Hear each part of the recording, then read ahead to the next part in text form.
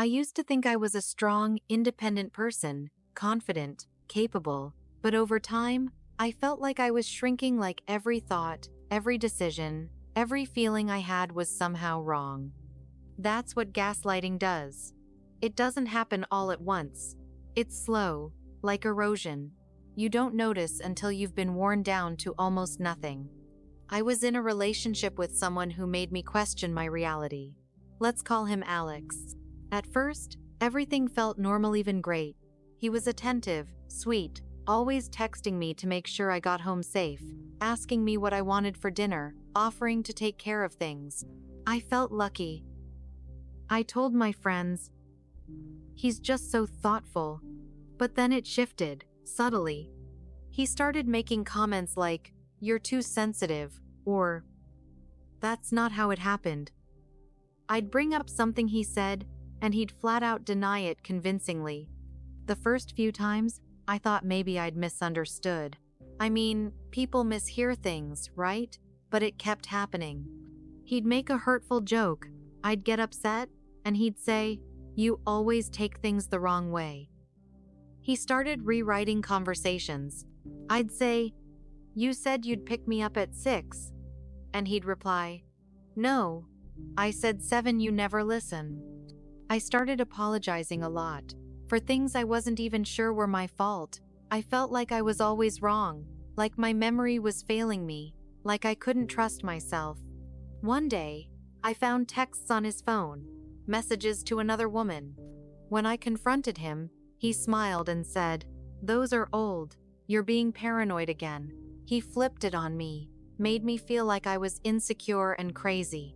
I began second-guessing everything, even basic things. I'd be out shopping and wonder, did I lock the door? Did I turn off the stove? My anxiety spiked. I stopped talking to friends about the relationship because I couldn't even explain what was wrong. I didn't have bruises, I didn't have proof, but I felt like I was breaking. Eventually, I started journaling, writing down conversations, dates, things he said. I needed something to hold on to, evidence that I wasn't imagining things. And that's when I realized, this wasn't love, this was manipulation. I stumbled upon the word gaslighting online. I didn't even know what it meant, but as I read about it, I felt like someone had written down my life. Every example mirrored my experience.